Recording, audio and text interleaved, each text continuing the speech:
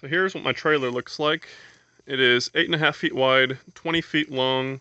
It has got a V-nose up near the top, and it's got 8-foot ceilings. I think regularly trailers are 6.5 foot high ceilings, but I didn't feel like being cramped in there, so I told them put 8-foot ceilings in there. I installed this window last weekend. I plan on making a video showing how I installed it on installing a different window because I made a few mistakes.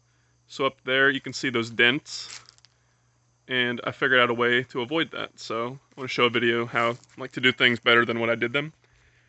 Around here on the back,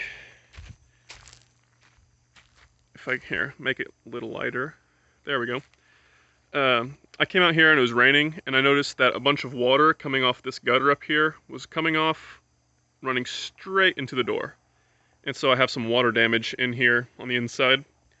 So what I did was I took both of these gutters, so this one here and over here, and instead of being down here right on top of the doors, I picked them up and scooted them on top of this here locking mechanism, and then put a splicer piece on top of that and silicone them in together. And that way I've got one continuous gutter and all the water runs straight off and down onto the ground. So I'll take you guys over here. My fancy steps there. So whenever I got the trailer, I had this little step down right here. And with the door being right here, I figured it'd be best to have the floor all one level. So I decided to fill that in. I'll open this door.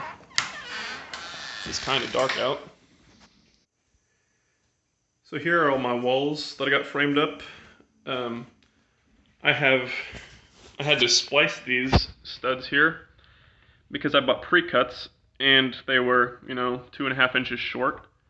So I had to put a splicer piece on there on these three because I ran them up and screwed them into this here truss because I didn't know a better way to attach it. And then the rest of these I just put on a top and bottom plate like you would normally in a house. That's because I didn't want to screw them to all these trusses up on the top, and I couldn't get it spaced right, and so it's just easier just to put a top and bottom plate on. This is how I decided to make a curved header. I don't know if it's going to work the greatest. I've never made a header like that before, but I didn't know another way to do it again. I've got this Nova Seal, this here. That's just a waterproofing thing. And I've got that around all of the wooden studs that are up against, focus, there. All wooden studs that are around metal studs or anything that can condensate and potentially rot out my studs. And I try to put that everywhere. I think I missed a few places, but you'll have that. So in the bathroom here, a few things have changed since I made the video talking about my design layout. So I moved the sink. Originally it was right here where those caulking tubes are, and I moved it over here where that lid is. And the toilet stayed the same, and then the shower, it's the same. That's just because the trailer is a bit smaller than I anticipated, and I had to make some adjustments. This here is a piece of aluminum. That's the cutout piece from my window. And along with it and the other windows that I cut out, I should have enough aluminum to make a shower pan for in here. I hope so anyway. I've never made a shower pan, so we'll see how that turns out.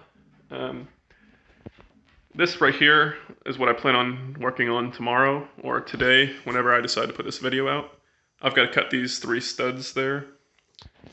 There's the window again. So I was talking about having water damage earlier, and you can it's kind of dark in here. But down all along here, there's water stains where, water is coming in at.